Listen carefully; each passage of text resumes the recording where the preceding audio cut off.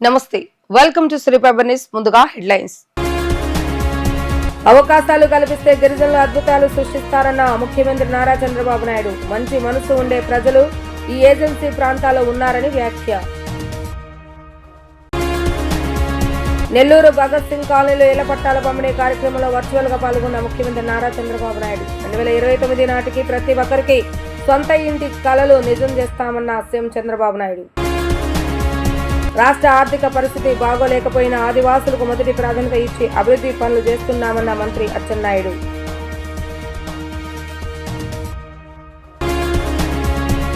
అవకాశాలు కల్పిస్తే గిరిజనులు అద్భుతాలు సృష్టిస్తారని సీఎం చంద్రబాబు నాయుడు పేర్కొన్నారు. ఏజెన్సీ అంటే దేవుడు సృష్టించిన అద్భుతమని చంద్రబాబు నాయుడు పేర్కొన్నారు. మళ్లీ జన్మ ఉంటే తాను ఇక్కడ పుట్టాలని అనుకుంటున్నట్లుగా చెప్పారు. స్వచ్ఛమైన అందమైన కొండలు ఇక్కడ దర్శనమిచ్చాయని తెలిపారు. మంచి మనసు ఉండే ప్రజలు ఈ ప్రాంతంలో ఉన్నారని వివరించారు. అల్లూరి సీతారామరాజు జిల్లాలో పర్యటించిన సీఎం తొలుత పాడేరు మండలం వంజింగిలో వనదేవతల ఆలయాన్ని దర్శించుకున్నారు. గిరిజన సాంప్రదాయ వేడుకల్లోనూ పాల్గొన్నారు. అక్కడే సమీపంలోని కాఫీ తోటలను పరిశీలించి వారితో ముచ్చటించారు. ఈ సందర్భంగా ఆయన మాట్లాడుతూ అవకాశాలు కల్పిస్తే గిరిజనులు అద్భుతాలు సృష్టిస్తారన్న చంద్రబాబు నాయుడు సంక్షేమంతో పాటు అభివృద్ధి కార్యక్రమాలు చేస్తున్నామని చెప్పారు. పర్యాటకం, ఫుడ్ ప్రాసెసింగ్ కు అధిక ప్రాధాన్యత ఇస్తున్నట్లుగా తెలిపారు. పాఠశాలలకు భవనాల కోసం నిధులు విడుదల చేస్తున్నామని వివరించారు. ఆదివాసీ ప్రాంతాలకు వైద్య సేవలు అందుబాటులోకి తీసుకొచ్చామని అన్నారు. డోలిమోతలు లేని గిరిజన గ్రామాలుగా మారుస్తున్నట్లుగా వెల్లడించారు. అదేవిధంగా ప్రత్యామ్నాయ పంటలు వేద్దామని, పర్యాటక హబ్గా మారుద్దామని తెలిపారు. గిరిజనుల కోసం విశాఖ, విజయవాడ, తిరుపతిలో ఏపీ స్టడీ సర్కిల్ పెట్టినట్లుగా వివరించారు. 150 కోట్లతో రెసిడెన్షియల్ స్కూల్ కు భవన నిర్మాణాలు మంజూరు చేస్తామని గుర్తు చేశారు. సీతంపేట, పార్వతీపురం, రంపచోడవరం, శ్రీశైలం ఐటీడీఏలో మల్టీ స్పెషాలిటీ హాస్పిటల్ నిర్మించేందుకు ఒక్కొక్క దానికి 50 కోట్లు ఖర్చు చేస్తున్నట్లుగా వివరించారు. గతంలో 1-2 సార్లు కార్యక్రమాలు పెట్టుకుంటే వాతావరణం అనుకూలించలేదు, అందువల్ల రాలేకపోయాం. కానీ నాకెప్పుడు కూడా ఈ ప్రాంతానికి వచ్చినప్పుడు ఒక ఆనందం, మిమ్మల్ని చూస్తే ఒక ధైర్యం కూడా వస్తుంది. ఏజెన్సీ అంటే దేవుడు సృష్టించిన ఒక అద్భుతం ఇది. మీరు ఆ విషయం గుర్తుపెట్టుకోవాలి. నేను హెలికాప్టర్లో వస్తూ ఆ కొండలు చూసినప్పుడు మళ్ళీ ఒక జన్ముంటే ఇక్కడ పుట్టాలి, ఇక్కడ ఉండాలనే విధంగా ఈ కార్యక్రమాలు అద్భుతంగా ఉన్నాయి. ఒక ఆహ్లాదకరమైన, స్వచ్ఛమైన, అందమైన ఆ కొండలే కాదు, ఏజెన్సీ అంటే మంచి మనసుండే ప్రజలు కూడా. మీరందరినీ నేను చూస్తున్న మంచి మనసుండే ప్రజలు. ఈరోజు ఇక్కడుండే గిరిజన బిడ్డలు మట్టిలో మాణిక్యాలు. వారికి అవకాశాలు కల్పిస్తే అద్భుతాలు చేస్తారు. గిరిజన యువత స్కిల్ డెవలప్మెంట్ కోసం పర్యాటకం, ఫుడ్ ప్రాసెసింగ్ కి ఎక్కువ ప్రాధాన్యత ఇస్తున్నాం. ఈరోజు ఇంకొక పక్కన ఈ ప్రాంతంలో గిరిజన ప్రాంతం, ఒకప్పుడు మీకు అందరికి కూడా వైద్య సేవలు కూడా అందుబాటులో లేవు. ఇప్పటికి కూడా నాకు ఈ సమస్య ఉంది. ఎడ్యుకేషన్ విషయంలో మీరు చూస్తే నిన్ననే ఎడ్యుకేషన్ మినిస్టర్ గారు అనౌన్స్ చేశారు, 373 స్కూల్ బిల్డింగ్లు లేవంటే నూతనమైన బిల్డింగులకి 45 కోట్ల రూపాయలు ఒకటేసారి రిలీజ్ చేసి పూర్తి చేస్తున్నాం. ఎక్కడ కూడా మీకు ఇబ్బంది రాకూడదని ఈ కార్యక్రమాలకు శ్రీకారం చుట్టాం. గిరిజనుల కోసం Visakha, Vijayawada, Tirupati AP study circles పెట్టాం. 4,50,00,000 ఖర్చు పెట్టాం. 150 కోట్లతో రెసిడెన్షియల్ పాఠశాలకి భవన నిర్మాణాలన్నీ శాంక్షన్ చేశాను. ఇంకో పక్కన మీరు చూస్తే 64 కోట్ల వ్యయంతో ఐటీడీఏ పాడేరులో ఒక టీచర్ ఉన్న 418 పాఠశాలలు ఇప్పుడే చెప్పా, డబ్బులన్నీ రిలీజ్ చేసి ఆ భవన నిర్మాణాలు చేస్తున్నాం. పాడేరులో ప్రభుత్వ మెడికల్ కాలేజ్, ఆసుపత్రి తొందరలోనే పూర్తి చేసి ఇక్కడ ప్రజలకు అందుబాటులోకి తెస్తానని మీ అందరికీ హామీ ఇస్తున్నా. ఇదే కాకుండా ఐటీడీఏ రంపచోడవరంలోని రామవరం మండలాన్ని 2 మండలాలు చేయమని కోరారు. నిన్నే కేబినెట్ నిర్ణయం తీసుకున్నాం. తొందరలోనే అమల్లోకి వస్తుందని చెప్పి కూడా హామీ ఇస్తున్నాను. ఇంకో పక్క సీతంపేట ఐటీడీఏలో మల్టీ స్పెషాలిటీ ఆసుపత్రి 50 కోట్లతో కడుతున్నాం. ఐటీడీఏ పార్వతీపురంలో 50 కోట్లతో ఇంకొక హాస్పిటల్ కడుతున్నాం. రంపచోడవరంలో ఐటీడీఏ 50 కోట్లతో మల్టీ స్పెషాలిటీ ఆసుపత్రి కడుతున్నాం. కేఆర్ పురంలో 50 కోట్లతో ఇంకొక మల్టీ స్పెషాలిటీ ఆసుపత్రి కడుతున్నాం. కడాన శ్రీశైలంలో కూడా ఐటీడీఏ పరిధిలో మల్టీ స్పెషాలిటీ హాస్పిటల్ కడుతున్నామని చెప్పి కూడా నేను మీకు తెలియజేస్తున్నా. 2029 నాటికి ప్రతి ఒక్కరికి సొంతింటి కలను నిజం చేస్తామని సీఎం చంద్రబాబు నాయుడు అన్నారు. పట్టణ ప్రాంతాల్లో 2 సెంట్లు, గ్రామాల్లో 3 సెంట్ల ఇంటి స్థలం ఇస్తామనే హామీని అమలు చేస్తామని స్పష్టం చేశారు. ఇదే సమయంలో పేదలు 2 దశాబ్దాలుగా ప్రభుత్వ స్థలాల్లో నివాసం ఉంటే వాటిని రెగ్యులరైజ్ చేస్తామని చెప్పారు. ఈ విషయం ఇప్పటికే ఎమ్మెల్యేలకు చెప్పామని, పలుచోట్ల వారు చొరవ తీసుకుని అర్హులకు పట్టాలు ఇప్పించడం అభినందనీయమని అన్నారు. నెల్లూరు భగత్ సింగ్ కాలనీలో 633 మందికి పట్టాల పంపిణీ కార్యక్రమంలో సీఎం చంద్రబాబు నాయుడు వర్చువల్ గా పాల్గొన్నారు. స్థానిక ఎమ్మెల్యే మంత్రి నారాయణ విన్నపం మేరకు పట్టాల పంపిణీ కార్యక్రమంలో సీఎం పాల్గొన్నారు. ఈ సందర్భంగా సీఎం మాట్లాడుతూ రాఖీ పండుగ రోజు ఆడబిడ్డలకు ఇళ్ల పట్టాలు పంపిణీ చేయడం ఎంత సంతృప్తి ఇచ్చిందని అన్నారు. ఈ రోజు భగత్ సింగ్ కాలనీలో పట్టాలు అందుకున్న 633 మందికి శుభాకాంక్షలు తెలిపారు. ఎక్కడ ఏ అవకాశం ఉన్నా పేదలకు సహాయం చేయడంలో కూటమి ప్రభుత్వం ముందుంటుందని అన్నారు. నెల్లూరులో చొరవ తీసుకుని అన్ని సాంకేతిక సమస్యలు పరిష్కరించి మహిళలకు పట్టాలు ఇచ్చిన నారాయణకు అభినందనలని అన్నారు. పేదలను ఆదుకునేందుకు సూపర్ 6 తో సహా అన్ని పథకాలు అమలు చేస్తున్నామని, సూపర్ 6 సూపర్ హిట్ అయ్యాయని అన్నారు. ఎంతమంది పిల్లలుంటే అంతమందికి తల్లికి వందనం పథకాన్ని అమలు చేస్తున్నామని అన్నారు. ప్రభుత్వం ఇచ్చే పెన్షన్లు, ఉచిత గ్యాస్, తల్లికి వందనం, అన్నదాత సుఖీభవ, అన్నా క్యాంటీన్ వంటి సంక్షేమ కార్యక్రమాలతో పేదల జీవన ప్రమాణాలు పెంచుతామని అన్నారు. ఆర్టీసీ బస్సులలో ఉచిత ప్రయాణ సౌకర్యంతో ఆడబిడ్డలకు మరింత మేలు జరుగుతుందని ఆయన తెలిపారు. ఈరోజు నెల్లూరు భగత్ సింగ్ కాలనీలో 633 మందికి పట్టాలు ఇచ్చే సందర్భంలో సమావేశమైనటువంటి సోదరి సోదరులందరికీ పేరు పేరున మనస్ఫూర్తిగా నమస్కారాలు, అభినందనలు, శుభాభినందనలు. ఈరోజు రాఖీ పండుగ కూడా. రాఖీ పండుగ అంటే అన్న చెల్లెళ్ళ అనుబంధాన్ని తెలియజేసే పండుగ, రక్షణగా ఉండే పండుగ. అలాంటి పండుగ సందర్భంగా కొన్ని 633 మంది మహిళలకు ఈరోజు ఒక ముఖ్యమంత్రిగా నేను ఇది అసాధ్యం అనుకున్న దాన్ని సాధ్యం చేసి మీకు అందరికీ పట్టాలు ఇచ్చాను. దీనికి చాలా ఆనందంగా ఉంది. ఒక పవిత్రమైన రోజున మీకు ఈ పట్టాలు ఇవ్వడం నా అదృష్టంగా నేను భావిస్తున్నానని ఆ కొండే అందరికీ విజ్ఞప్తి చేస్తున్నా. ఈరోజు ఒక మంచి కార్యక్రమం, చాలా సంతోషం. నేరుగా రాలేకపోయినా వర్చువల్గా మీ అందరితో మాట్లాడే అవకాశం వచ్చింది. దీనికి మనస్ఫూర్తిగా మీ అందరిని అభినందిస్తూ, మీరు రాబోయే రోజుల్లో ఎలాంటి ఇబ్బందులు లేకుండా మీ సొంత ఇల్లు కళ నెరవేర్చామనే ఆనందం నాకు ఉంది. దీనికి మీరందరూ, మీరు మీ కుటుంబం ఆనందంగా ఉండేట్టుగా ఇంకా అనేక కార్యక్రమాలు చేస్తామని చెప్పి కూడా నేను తెలియజేసుకుంటూ, thank you CM sir. Thank you sir. రాష్ట్ర ఆర్థిక పరిస్థితి బాగోలేకపోయినా గిరిజన అభివృద్ధికి ఎక్కడా వెనుకడుగా వేయటం లేదని, ఆదివాసులకు మొదటి ప్రాధాన్యత ఇచ్చి అభివృద్ధి పనులు చేస్తున్నామని వ్యవసాయ శాఖ మంత్రి కింజరపు అచ్చెన్నాయుడు అన్నారు. 2 నెలల్లోనే గిరిజన గ్రామాల అన్నింటినీ రోడ్ల నిర్మాణం పూర్తి చేసేందుకు కంకణం కట్టుకున్నట్లుగా తెలిపారు. ఇప్పటికే నిధులు మంజూరు చేసి పనులు చేపడుతున్నామని అన్నారు.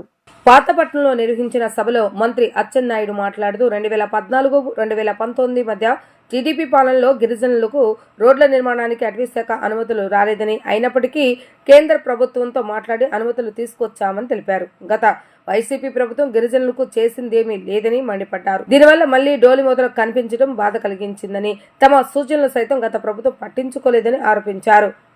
ఐటీడీఏకు వచ్చిన నిధులు సైతం దారి మళ్లించి గిరిజనులకు అన్యాయం చేసిందని మండిపడ్డారు. కూటమి ప్రభుత్వం అధికారంలోకి వచ్చిన తర్వాత మొదటి అంశంగా గిరిజన అభివృద్ధినే తీసుకుందని అన్నారు. ఆర్థిక కష్టాలు ఉన్నప్పటికీ ముఖ్యమంత్రి నారా చంద్రబాబు నాయుడు గిరిజన రోడ్ల కోసం 8,400 కోట్ల రూపాయలు కేటాయించారని వెల్లడించారు. రోడ్లు ఉంటేనే విద్యా, వైద్యంతో పాటు మిగతా రంగాల్లో గిరిజనులు అభివృద్ధి చెందుతారని స్పష్టం చేశారు. మొదటి విడతగా 1000 కోట్లతో 1000 కిలోమీటర్ల రోడ్డు వేస్తున్నామని, విద్యుత్ సౌకర్యం లేని గ్రామాలకు 2.50 కోట్లు ఖర్చు చేసి వెలుగులు అందిస్తున్నామని తెలిపారు. గిరిజనులకు 50 ఏళ్లకే పింఛన్లు ఇస్తున్నామని ఆయన అన్నారు. ఈ సంవత్సరంలో ఎవరూ సాధించిన విధంగా చేశాం. గిరిజన గ్రామాలు అత్యధికంగా కలెక్టర్ గారు మీ నియోజకవర్గానికి ఇమ్మని చెప్పాం. చాలా గ్రామాలకు రోడ్డులు లేవు. చాలా మంది గిరిజనులు అవస్థలు పడుతున్నారు. ఇంకా ఇన్ని సంవత్సరాలైనా రోడ్లు లేకుండా బాధపడడం మంచి విధానం కాదు.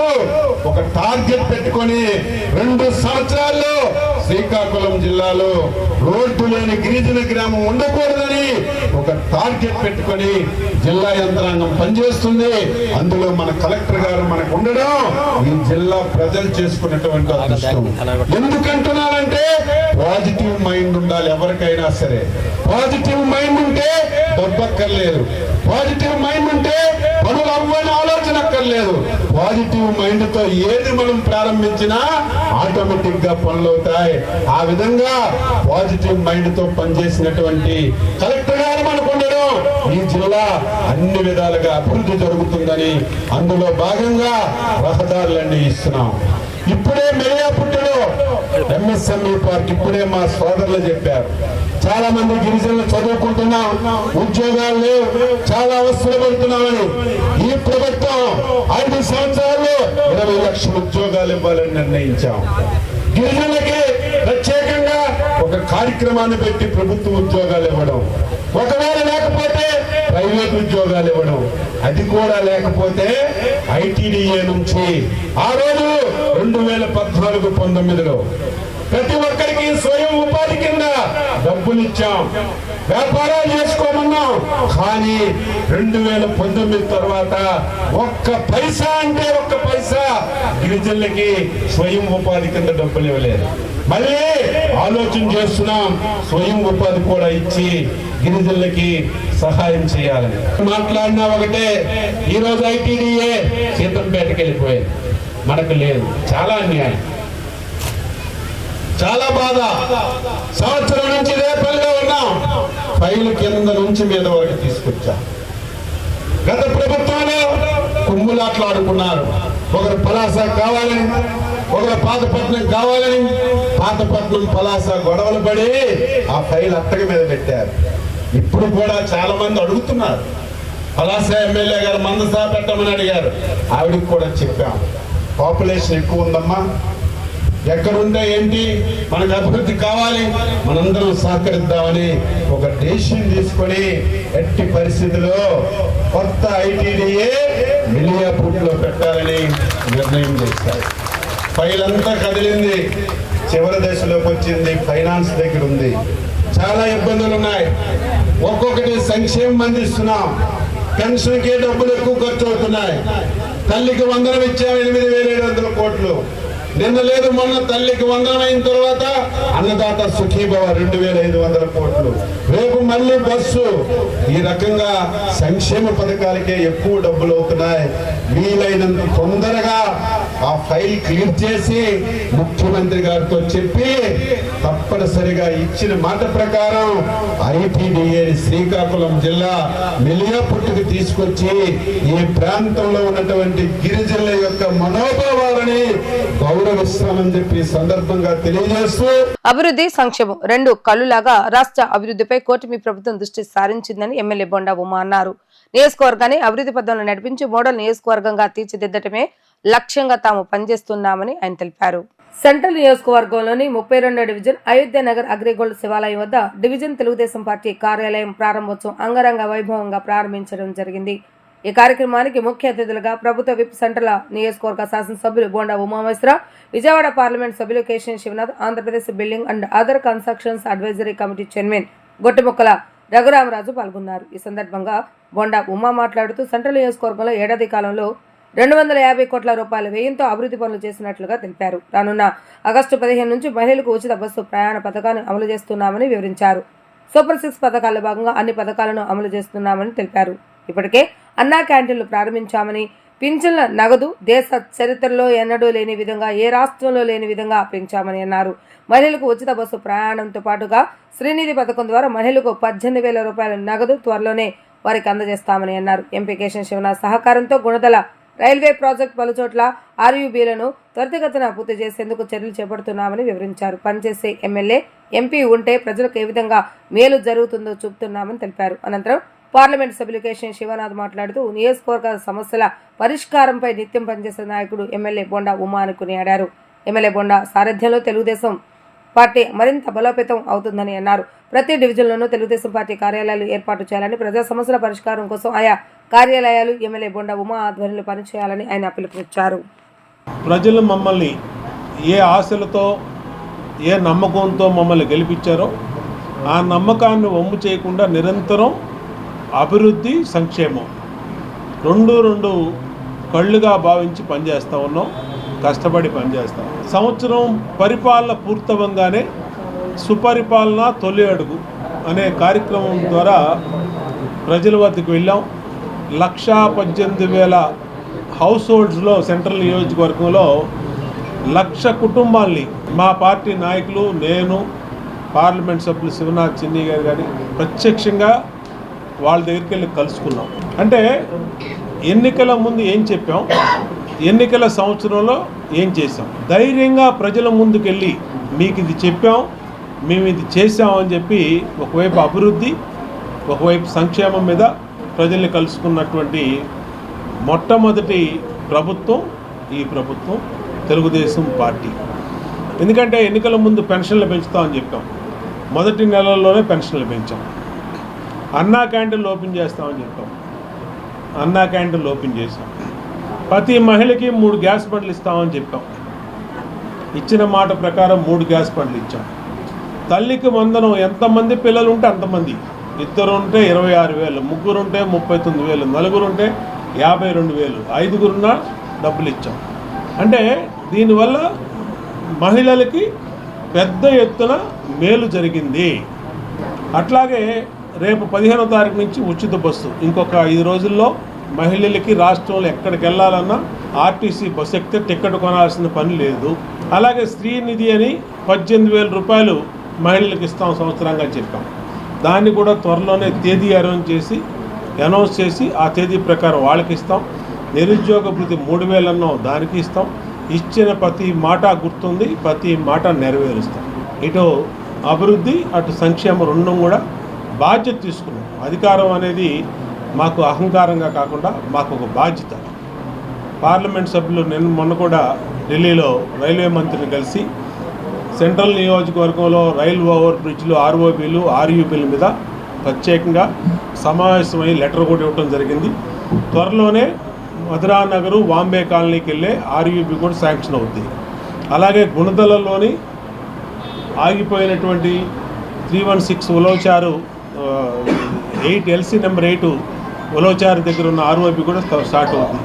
అన్ని పనులు, ఢిల్లీ స్థాయిలో వెళ్ళే పనులు పార్లమెంట్ సభ్యులు, ఇక్కడ రాష్ట్ర స్థాయిలో ఉండేది నేను, అందరూ కోఆర్డినేషన్గా నియోజకవర్గ అభివృద్ధికి ఇప్పటికీ 240 కోట్లు ఖర్చు పెట్టాం. వర్గంలో అత్యంత బలమైనగా రూపుదిద్దుకోవడంలో ఇక్కడ అందరు నాయకులు, కార్యకర్తలు బొండావుమ్మ గారి ఆధ్వర్యంలో పనిచేయటం వల్ల జిల్లాలోనే అత్యధిక మెజార్టీ సాధించిన నియోజకవర్గం కూడా ఇవాళ సెంట్రల్ నియోజకవర్గమే. అటువంటి సెంట్రల్ నియోజకవర్గంలో ప్రతి డివిజన్లోనూ ఆఫీసులు ఉండే విధంగా ఉమాగారి ఆధ్వర్యంలో ప్రతి చోట ఆఫీసులు ప్రారంభం జరుగుతున్నాయి.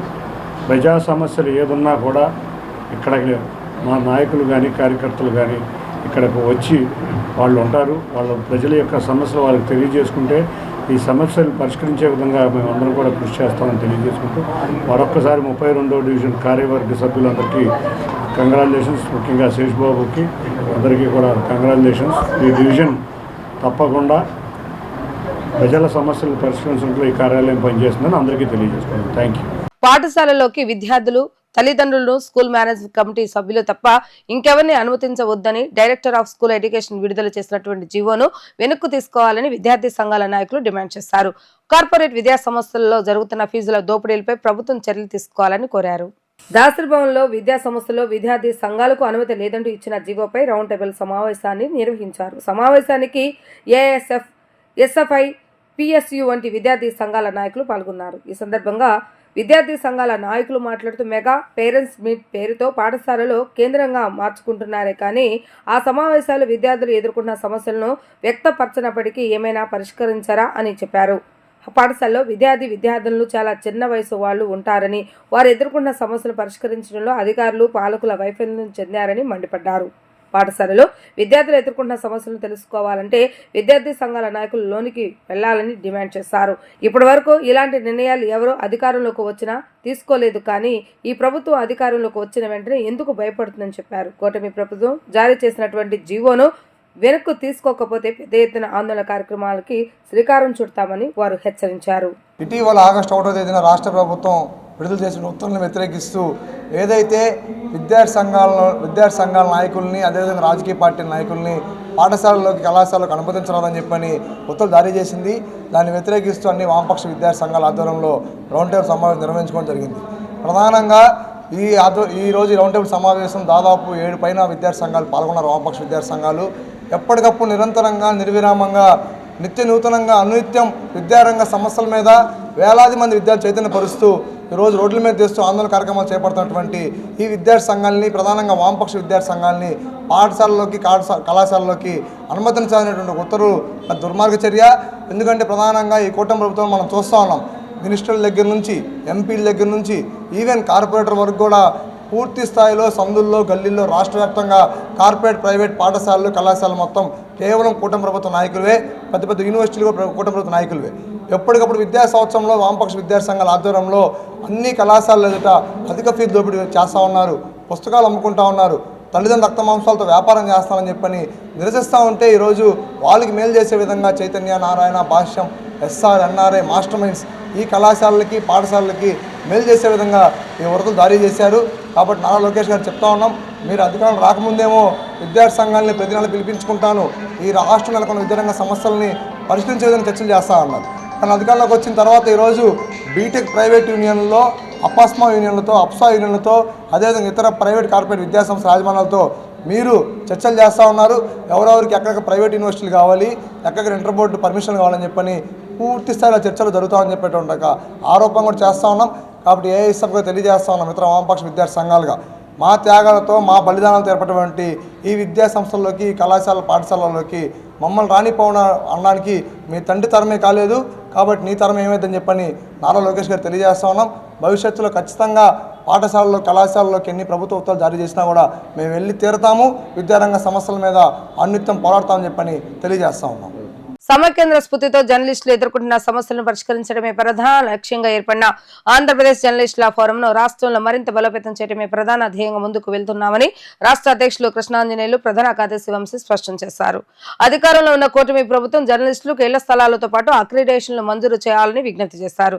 రాష్ట్రంలో జర్నలిస్టుల సమస్యలు పరిష్కరించడం కోసం ప్రతి జిల్లాలో సమావేశాలు, సదస్సులు నిర్వహించేందుకు రాష్ట్ర కమిటీని రూపొందించడం జరిగిందని చెప్పారు. విజయవాడ వేదికగా ఆంధ్రప్రదేశ్ జర్నలిస్టుల ఫోరం రాష్ట్ర కార్యవర్గ సమావేశం ఎన్జీఓ హోంలో నిర్వహించారు.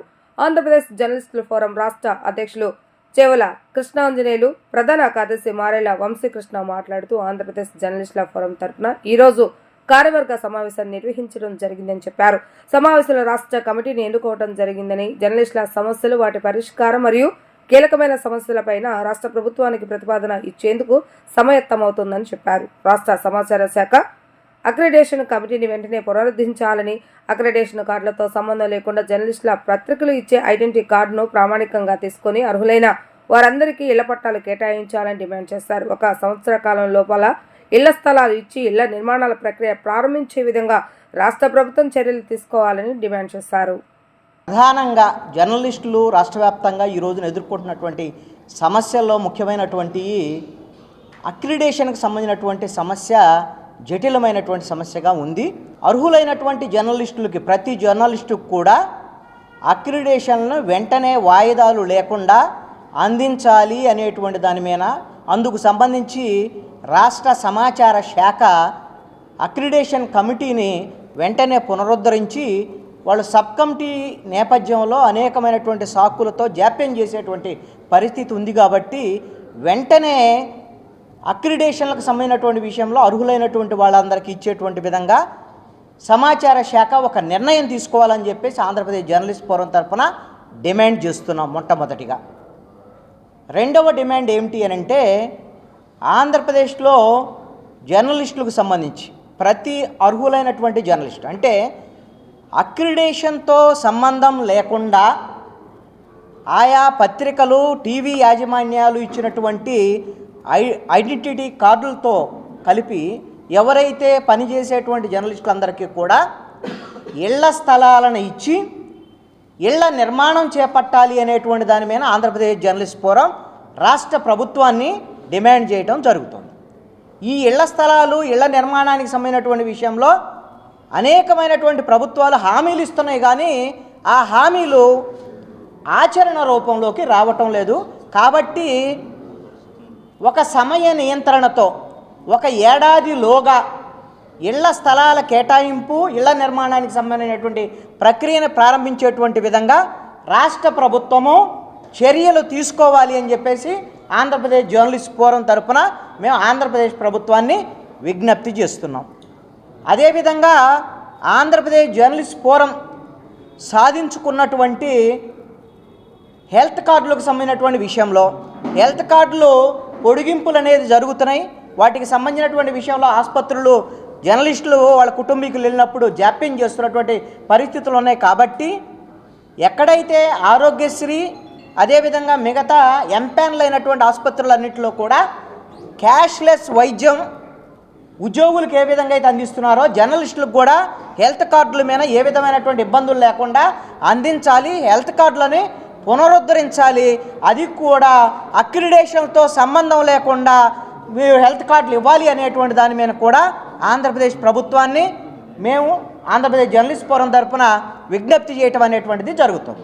స్వతంత్ర ఉద్యమంలో క్విట్ ఇండియా ఉద్యమం ప్రత్యేక స్థానాన్ని కలిగి ఉందని నగర కాంగ్రెస్ పార్టీ రాష్ట్ర నాయకులు మస్తానవల్లి, కొలనుకొండ శివాజీ, నరహశెట్టి నరసింహారావు అన్నారు. నేటి యువత ఆ ఉద్యమ పాఠాలను తెలుసుకోవాల్సిన అవసరం ఉందని పేర్కొన్నారు. క్విట్ ఇండియా దినోత్సవాన్ని పురస్కరించుకుని ఆంధ్రరత్న భవన్ నందు కాంగ్రెస్ పార్టీ జెండాను కాంగ్రెస్ నేతలు ఆవిష్కరించారు. ఈ సందర్భంగా కాంగ్రెస్ నేతలు మాట్లాడుతూ క్విట్ ఇండియా ఉద్యమం స్వతంత్ర ఉద్యమానికి మలుపు తిప్పిన ఘటనగా అభివర్ణించారు. ఆనాటి మహాత్ముల త్యాగ ఫలంగానే స్వతంత్రం వచ్చిందని అన్నారు. రాహుల్ గాంధీ నాయకత్వంలో కాంగ్రెస్ పార్టీ ముందుకు వెళ్తుందని అన్నారు. త్యాగదనుల ఆశయ సాధన కోసం పనిచేస్తామని స్పష్టం చేశారు. క్విట్ ఇండియా ఉద్యమం గడిచిన 80-83 సంవత్సరాలైంది.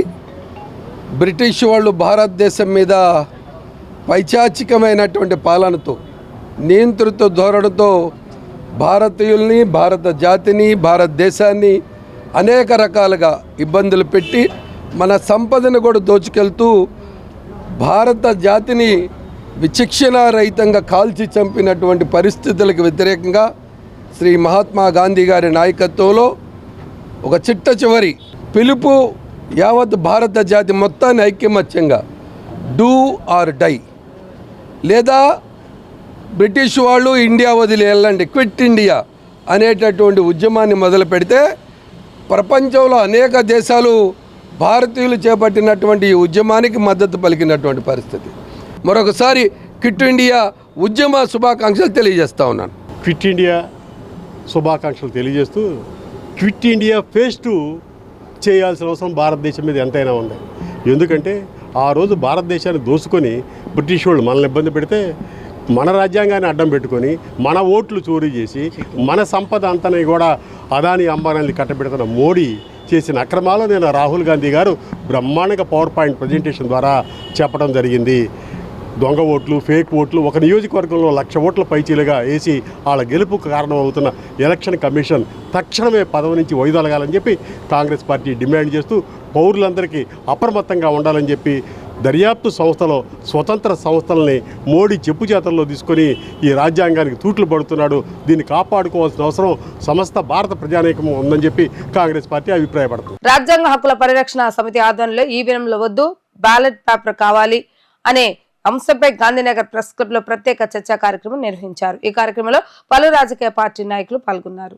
నవరంగ్ కాంగ్రెస్ పార్టీ జాతీయ వ్యవస్థాపక అధ్యక్షుడు షేక్ జలీల్ మాట్లాడుతూ ఈవీఎంలను రద్దు చేయాలని దేశవ్యాప్తంగా చర్చ మొదలైందని చెప్పారు. ఇదే విషయంపై అమెరికా అధ్యక్షుడు ట్రంప్ను కలిసి నివేదికను అందజేశానని పేర్కొన్నారు. ఎన్నికల ప్రక్రియలో హ్యాకింగ్ జరుగుతుందని ఆరోపిస్తూ దేశ ప్రధాని మోడీ ఈవీఎంలతోనే ప్రధాని అయ్యారని ఆరోపించారు. ఈవీఎంలను రద్దు చేసి బ్యాలెట్ పేపర్ ద్వారా ఎన్నికలు నిర్వహించాలని డిమాండ్ చేశారు. ప్రపంచంలో అనేక దేశాల్లో ఈవీఎంలను రద్దు చేసిన విషయాన్ని గుర్తు చేస్తూ రాబోయే ఎన్నికల్లో బ్యాలెట్ వాడాలని కోరారు. ఈవీఎం బ్యాన్ చేయాలనే నినాదం దేశవ్యాప్తంగా చర్చ మొదలైంది. ఎందుకంటే నేను అమెరికా వెళ్ళి ట్రంప్ గారిని కలిసి ఈ ఎన్నికల వ్యవస్థ మీద ఒక నివేదిక ఇవ్వటం జరిగింది. ఆ ఎన్నికల నివేదిక వ్యవస్థలో ఈవీఎంలు భారతదేశంలో 543 పార్లమెంటు స్థానాల్లో హ్యాకింగ్ జరిగినాయి అని సెంట్రల్ ఇంటెలిజెన్స్ అమెరికా నిఘా వ్యవస్థ తేల్చేసింది. ఎందుకంటే భారతీయ జనతా పార్టీ కాశ్మీర్ నుండి కన్యాకుమారి వరకు భారతీయ జాతీయ పార్టీకి అంత బలగము లేదు. ఆర్ఎస్ఎస్, విశ్వ హిందూ పరిషత్తు, బజరంగ్ దళ్తో ఒక హిందూ వాదాన్ని కూడగట్టుకొని వాళ్ళు అన్ని స్థానాల్లో పోటీ చేయడానికి సుముఖంగా కూడా లేరు. అందుకనే వాళ్ళు ఎన్డీఏని ఒక కూటమిని ఏర్పాటు చేసి దానికి చైర్మన్గా నరేంద్ర మోడీ గారిని పెట్టుకొని ప్రధానమంత్రి, కేవలం ఈ దేశంలో ప్రధానమంత్రి ఈవీఎంలతోనే ప్రధానమంత్రి అయిన సంగతి మనందరికీ తెలుసు. కానీ రాజ్యాంగం ఏం చెప్తా ఉన్నది? ఓటు హక్కు ద్వారా మనం జిల్లా కలెక్టర్లు, ఎన్నికల వ్యవస్థ, ఆర్ఓ గారు రిపోర్టు ఎవరైతే కలెక్టర్ గారు ఇస్తారో ఆ నివేదికను బట్టి వాళ్ళకి మెజార్టీ వచ్చింది. కేవలం 15 స్థానాలతోనే వాళ్ళు అధికారంలోకి వచ్చారు. మేము ఎన్నికల కమిషన్ కానీ, సుప్రీంకోర్టు కానీ, రాష్ట్రపతి గారిని అడుగుతూ ఉన్నాం, ఈ ఈవీఎంలను రద్దు చేసి బ్యాలెట్ ద్వారా ఎన్నికలు నిర్వహించాలని నవరంగ్ కాంగ్రెస్ పార్టీ డిమాండ్ చేస్తూ ఉన్నది. గతంలో ఈవీఎంలపై ఈ హ్యాకింగ్ జరిగిన చర్చపై సుప్రీంకోర్టు ప్రధానమూర్తి గారు ఈ రాహుల్ గాంధీకి ఆంధ్రప్రదేశ్ నుంచి నేను ఒక నివేదికను ఇవ్వడం జరిగింది. ఆంధ్రప్రదేశ్ 175 స్థానాల్లో, అసెంబ్లీ స్థానాల్లో పోటీ చేసిన స్థానాలు అంటే ఒక్కొక్క నియోజకవర్గంలో 2,75,000 ఓట్లుంటే 3,25,000 అంటే దాదాపుగా ఒక్కొక్క నియోజకవర్గానికి 50,000 ఓట్లు. మరి ఈవీఎంలు గుడ్డు పెట్టినాయా అని మేము అడుగుతూ ఉన్నాం ఎన్నికల కమిషన్ని. అందుకనే ఎన్నికల వ్యవస్థను ఈవీఎంలు రద్దు చేసి బ్యాలెట్ ద్వారా ఎన్నికలు నిర్వహించాలని నవరంగ్ కాంగ్రెస్ పార్టీ, ముఖ్యంగా భారతదేశంలో కాదు ప్రపంచంలోనే 201 దేశాల్లో మరి ఈవీఎంలు బ్యాన్ చేస్తే ఒక్క భారతదేశంలోనే ఈవీఎంల ద్వారా ఎన్నికలు జరుగుతూ ఉన్నాయి. నగరానికి చెందిన కొంతమంది యువకులు సామాజిక మాధ్యమాల్లో తమ నైజాన్ని బయటపెడుతున్నారు. ఒకరిని చూసి మరొకరు ఎదుటి వారిని హెచ్చరించేలా రీల్స్ చేస్తున్నారు. వాటిని ఇన్స్టాలో పోస్ట్ చేసి పైశాచిక ఆనందాన్ని పొందుతున్నారు. వారి నైజానికి తగినట్టుగానే అకౌంట్ల పేర్లు పెట్టుకుంటున్నారు. నగరంలో ఖాళీ ప్రదేశాల్లోకి వెళ్లి రీల్స్ చేస్తున్నారు. ఎదుటి వారికి ప్రత్యర్థులను హెచ్చరించేలా ఈ రీల్స్ ఉంటున్నాయి. ఇప్పుడు నగరంలో 2 యువకులు చేసిన రీల్స్ సామాజిక మాధ్యమాల్లో హల్చల్ చేస్తున్నాయి. ఈ రీల్స్ చేసిన 2లో ఒక యువకుడిపై పలు కేసులు ఉండటం గమనార్హం. నగరంలోని కొత్తపేటకు చెందిన గేదెల ఏసోబు ఖాళీగా ఉంటున్నాడు. స్నేహితుడు బన్నీతో కలిసి కొద్ది రోజుల క్రితం ఒక రీల్ చేశాడు. వారిలో ఉన్న నేర స్వభావం ఎలా ఉంటుందో ఈ రీల్ చూసిన వారికి అర్థమవుతుంది. ఏసోబుపై ద్విచక్ర వాహన దొంగతనాల కేసులు ఉన్నాయి. ఆ కేసులో బెయిల్పై జైలు నుంచి బయటకు వచ్చాడు. ఖరీదైన బైక్ పై బన్నీతో కలిసి ఓ ఖాళీ ప్రదేశానికి వెళ్లి ఈ రీల్ చేశాడు. ఈ రీల్లో ఏసోబు ఒక కోత 210 PS కు వార్త నా కోడ అని మాట్లాడాడు. పక్కన ఉన్న బన్నీ తెలుసుగా పేకల గోసి లోపలికి వెళ్తామంటూ మాట్లాడాడు. ఈ రీల్స్ ను 420 బెజవాడ బాబ్ ఇన్స్టా ఖాతాలో పోస్ట్ చేశారు. ఈ వీడియోలు సామాజిక మాధ్యమాల్లో హల్చల్ చేస్తున్నాయి. వాటిని వారి స్నేహితులకు పంపారు. ఈ వీడియోలు బయటకు వచ్చిన తర్వాత కొత్తపేట పోలీసులు ఏసోబు బన్నీలను పిలిపించారు. ఈ వీడియోలపై ప్రశ్నించగా తాము ఎవరిని హెచ్చరించలేదని కేవలం వ్యూస్ కోసం ఈ రీల్ చేసినట్లుగా వివరించారు. దీనిపై పోలీసులు వారికి కౌన్సిలింగ్ ఇచ్చి పంపించారు. వార్తలు ముగించే ముందు హెడ్లైన్స్ మరొకసారి. అవకాశాలు కల్పిస్తే గిరిజనులు అద్భుతాలు సృష్టిస్తారన్న ముఖ్యమంత్రి నారా చంద్రబాబు నాయుడు. మంచి మనసు ఉండే ప్రజలు ఈ ఏజెన్సీ ప్రాంతాల్లో ఉన్నారని వ్యాఖ్య. నెల్లూరు భగత్ సింగ్ కాలనీలో ఇళ్ల పట్టాల పంపిణీ కార్యక్రమంలో వర్చువల్ గా పాల్గొన్న ముఖ్యమంత్రి నారా చంద్రబాబు నాయుడు. 2029 నాటికి ప్రతి ఒక్కరికి సొంత ఇంటి కలలు నిజం చేస్తామన్న సీఎం చంద్రబాబు నాయుడు. రాష్ట్ర ఆర్థిక పరిస్థితి బాగోలేకపోయినా ఆదివాసులకు మొదటి ప్రాధాన్యత ఇచ్చి అభివృద్ధి పనులు చేస్తున్నామన్న మంత్రి అచ్చెన్నాయుడు.